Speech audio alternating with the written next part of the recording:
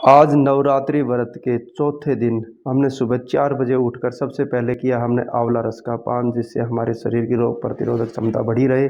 और उसके बाद नित्य आदि कर्म से फ्री होकर हमने किए जल नेति, और जल नेति के बाद फिर हमने किया सूत्र नेति।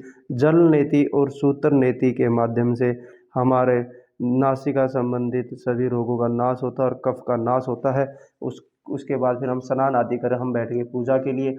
पूजा में सबसे पहले हमने अपने अखंड ज्योत की बत्ती को ठीक किया और उसमें किया तेल अर्पित। अपने अखंड ज्योत को ठीक करके फिर हम बैठ गए ध्यान और गायत्री जाप के लिए। ध्यान और गायत्री जाप के माध्यम से हमारा मन निर्मल और शांत होता है।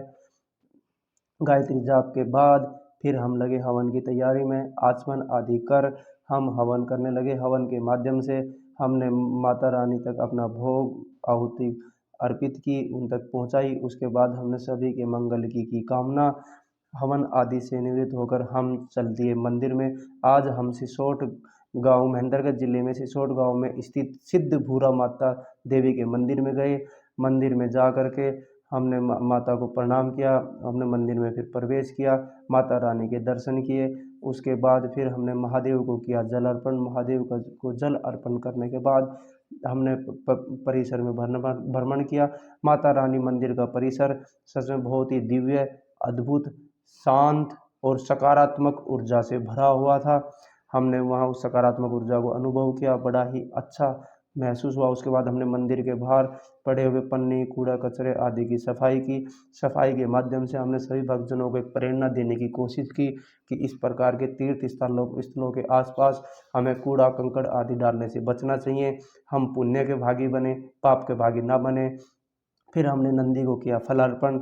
नंदी को फलार्पण कर उनसे आशीर्वाद लेकर फिर हमने घर आकर स्वयं किया फलार्पण। सर्प उसके बाद हमने आज स्वाध्याय में गीता में पढ़ा, भगवान श्री कृष्ण अर्जुन से कहते हैं कि आत्मा को शास्त्र आदि काट नहीं सकते, अग्नि इसे जला नहीं सकती, जल इसे गीला नहीं कर सकता और न ही वायु इसे सुखा सकती है। इसलिए हमें यह जानना चाहिए कि यह आत्मा निसंदेह, अशोष्य, सर्वव्यापक, अचल, स्थिर रहने वाला और सनातन जानना चाहिए। इसी प्रकार आज के हमारे 9 महासंकल्प हुए पूरे। आप सभी को नवरात्रि की हार्दिक शुभकामनाएं। माता रानी का आशीर्वाद आप सब पर हमेशा ऐसे ही बना रहे।